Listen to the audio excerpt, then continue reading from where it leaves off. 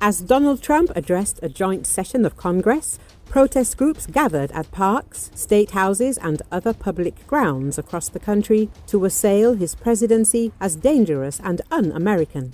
The rallies and marches, set in motion by the fledgling 501 movement, a volunteer-driven group organized in the weeks after Trump's inauguration, mark the latest attempt at national resistance to the hardened support of Trump's Make America Great Again base and the success it has had in reshaping the Republican Party in the president's populist image. Protesters dotted the North Carolina state capitol grounds with picnic blankets and signs as part of a people's picnic organized by the 501 movement. The demonstration featured more flags and signs supporting Ukraine than the movement's two prior rallies in February, as attendees voiced outrage at the treatment of President Volodymyr Zelenskyy during his visit to the White House last week. While Trump and Vance received much of the blowback from protesters, many also called out billionaires, both within his administration and those who support it from outside. Recall Trump delivered an address to a joint session of Congress that drew Republican applause and silence and protest from Democrats as he outlined key actions taken during his first 6 weeks in office. Partisan divisions were on display as Republican lawmakers gave Trump frequent standing ovations while Democrats sat stone-faced, held signs and walked out of the chamber in protest. That mirrors divisions among the US population, which is split on the direction Trump's changes and controversial agenda are moving the country, according to the latest NPR/PBS News/Marist poll. Texas Democratic Al Green was removed from the House chamber after heckling Trump early in the speech, standing and yelling that Trump did not have a mandate.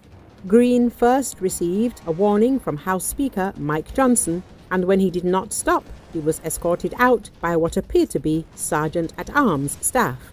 Other lawmakers protested more quietly. Dozens of Democratic Congresswomen wore pink to the speech as part of a coordinated response. Republican Teresa Lega Fernandez, who chairs the Democratic Women's Caucus, told Time magazine that to signal our protest of Trump's policies, which are negatively impacting women and families.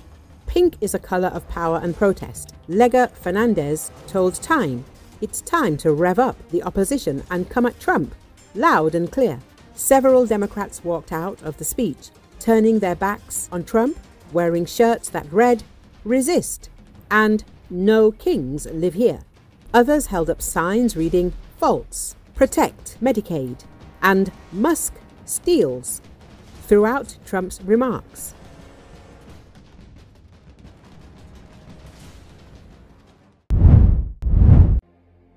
Dust storms brought near-zero visibility to parts of New Mexico and West Texas, prompting the National Weather Service to issue dust storm warnings.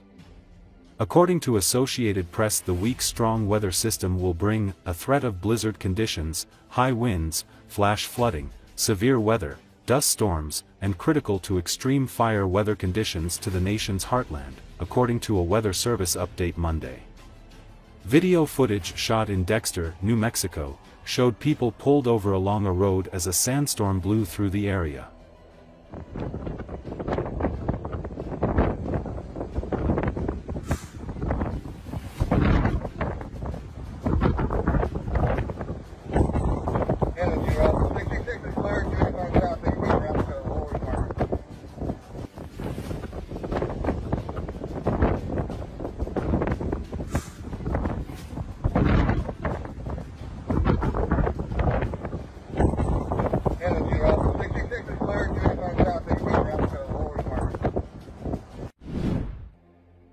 The chief of the European Union's executive on Tuesday proposed an €800 billion plan to beef up defenses of EU nations to lessen the impact of potential US disengagement and provide Ukraine with military muscle to negotiate with Russia following the freeze of US aid to the embattled nation.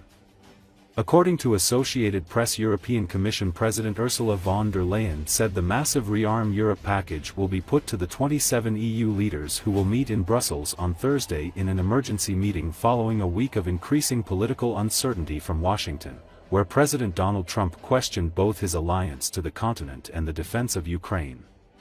"I do not need to describe the grave nature of the threats that we face," von der Leyen said.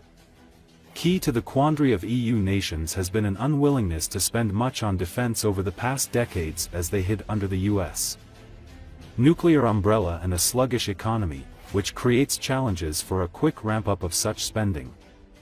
Von der Leyen said the first task is to loosen the fiscal constraints the EU puts on budgetary spending to allow member states to significantly increase their defense expenditures without triggering punishing rules aimed at keeping deficits from going too far into the red.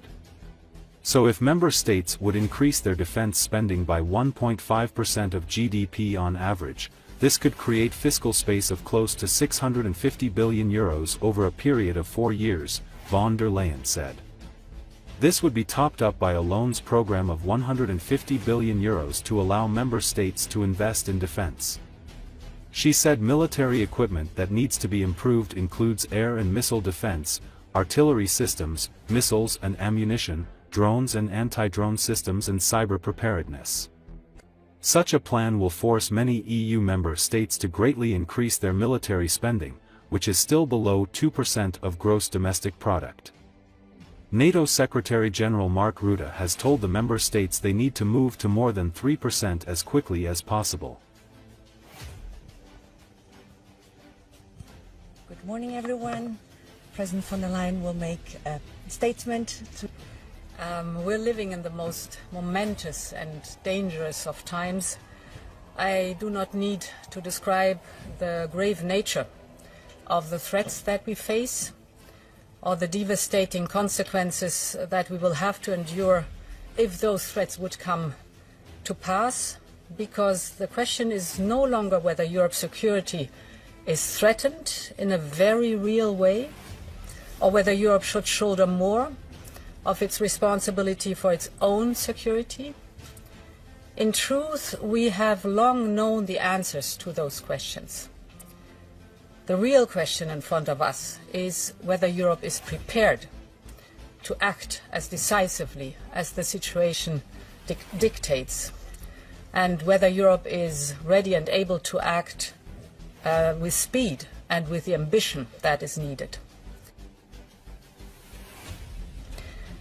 This set of proposals focuses on how to use all the financial levers at our disposal in order to help member states to quickly and significantly increase expenditures in defense capabilities, urgently now, but also over a longer period of time over this decade.